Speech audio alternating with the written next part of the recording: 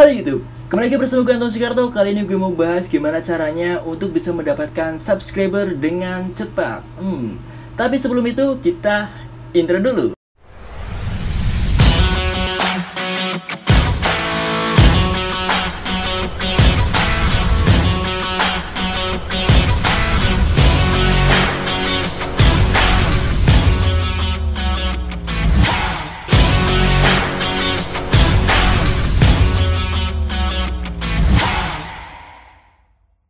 Ngomongin tips gimana caranya menaikkan subscriber, ketika kita cari di YouTube mungkin banyak banget tipsnya dan berbagai macam tips ada di situ. Tapi spesial kali ini gue mau bahas gimana caranya dengan cepat untuk bisa mendapatkan subscriber. Kira-kira gimana ya? Kalian bisa tonton video ini sampai selesai agar kamu juga bisa tahu apa saja tips-tips yang kita bahas ini. Tips yang pertama adalah karakter. Gimana caranya untuk bisa membentuk sebuah karakter dan personal branding kamu dalam YouTube. Dan yang saya maksud di sini berbagai macam karakter, bukan hanya secara personal saja. Salah satunya adalah banner, logo, kemudian karakter secara personal. Contohnya ekspresi atau penyampaian atau cara berjalan atau semuanya yang akan mengidentitaskan bahwa itu adalah YouTube kamu. Tentukanlah karakter yang berbeda, itu akan menaikkan dan akan memberikan kesan pertama. Dan itu akan memberikan kesan pertama untuk para penonton di YouTube. Dan itu bisa menjadi penentu apakah penonton itu akan subscribe video kamu atau enggak. Kira-kira nih, kalau kamu dipilih untuk bisa berekspresi ataupun karakter biasa aja atau yang luar biasa, tentu pasti ingin munculkan karakter yang berbeda dan luar biasa. Dan tentukanlah karakter kamu untuk bisa menaikkan subscriber kamu. Cara penyampaian yang bagus itu juga bisa membuat dan menyentuh hati para penonton dan bisa subscribe channel YouTube kamu. Oke, kemudian tips yang kedua adalah ekspresi. Mungkin yang saya maksud adalah cara penyampaian seperti ini, ekspresi. Ini hanya sekedar bercanda ya. Tapi mungkin juga ekspresi ini salah satu hal yang penting dalam menaikkan subscribe. Kenapa seperti itu? Karena ekspresi wajah, ekspresi penyampaian, ekspresi dalam kalian membuat konten itu akan memberikan kesan pertama para penonton agar bertahan dan agar merasa ikut ke arus dalam obrolan yang disampaikan. Coba saja, kalau ekspresinya cuman seperti itu, mungkin nggak akan heran. Kalau ekspresinya biasa-biasa aja, itu juga bisa menaikkan subscriber. Tentu itu juga bisa. Tapi ketika kita berekspresi dalam penyampaian, berekspresi dalam frame seperti ini, itu akan membuat hidup antara saya dan penonton. Mungkin seperti itu. Tapi kamu juga bisa mencoba untuk bisa menentukan ekspresi apa yang akan kamu lakukan untuk bisa menyampaikan itu. Kemudian tips yang ketiga adalah konsisten. Hal konsisten ini mungkin pernah saya bahas di video-video sebelumnya. Tentang konsisten lagi, nggak ada bosan-bosannya. Tapi memang begitu, konsisten ini adalah hal yang sangat penting dalam mengembangkan karir di YouTube. Coba lihat saja beberapa YouTuber di Indonesia yang subscribernya itu cukup banyak dan video mereka seperti apa. Dan itu adalah channel YouTube yang sudah top, yang sudah bagus, yang sudah berkembang, dan yang sudah maju. Mereka memiliki upload video yang begitu sangat banyak, ratusan, puluhan, nggak cuma sedikit. Dan dengan seperti ini, YouTube akan merekomendasikan video-video kita kalau kita banyak uploadnya. Tapi kalau uploadnya cuma 2, 3, 10, 20, gimana? Nggak masalah juga, ada sebagian YouTube juga yang uploadnya cuma beberapa, tapi mereka meledak viewersnya, subscribe-nya juga. Tapi nggak semua channel YouTube bisa mempunyai kesempatan seperti itu. Tapi mereka kebanyakan memilih konsisten untuk bisa mengembangkan karir di YouTube. Kamu mau pilih yang mana? Tentukan sekarang, dan cobalah untuk bisa mengupload dengan konsisten, itu akan mengembangkan YouTube kamu.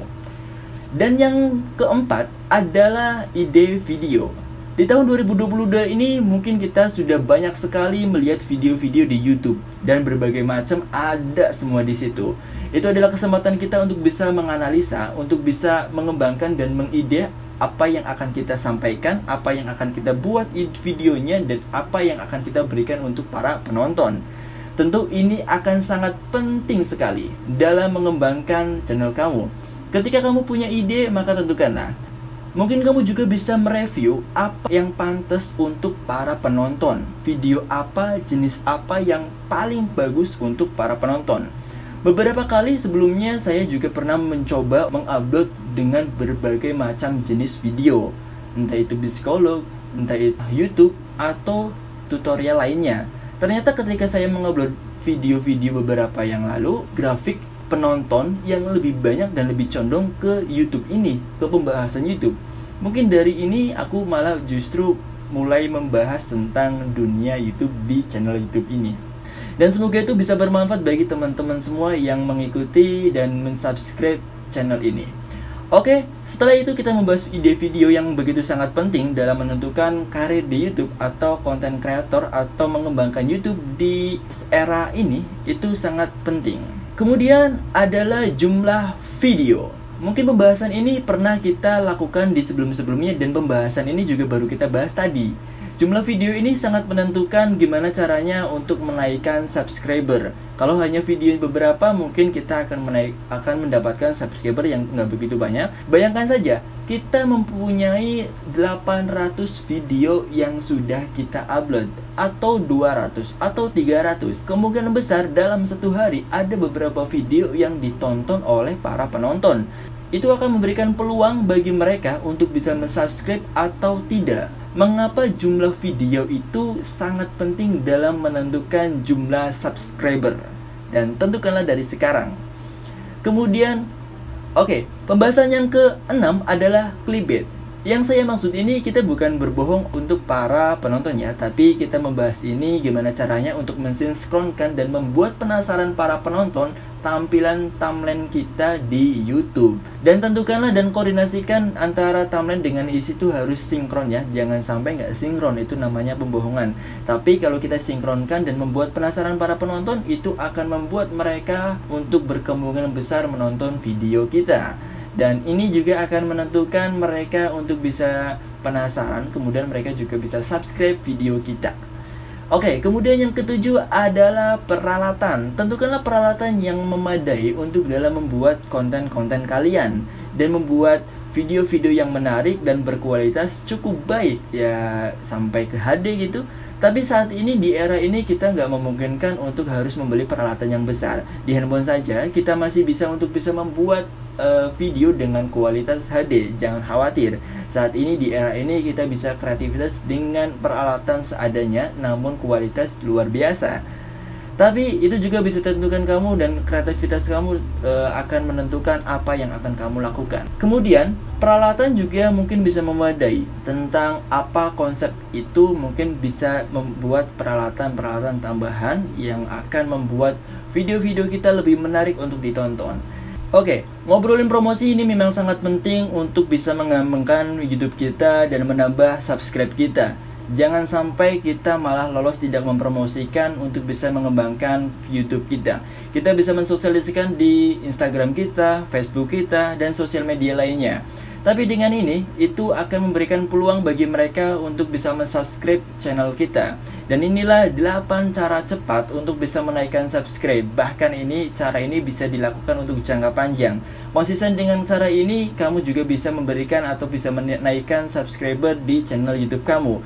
Kembali lagi, semoga informasi ini dan tips ini bermanfaat bagi teman-teman. Jika kalian menyukai video ini, kamu bisa subscribe dan like and share video ini.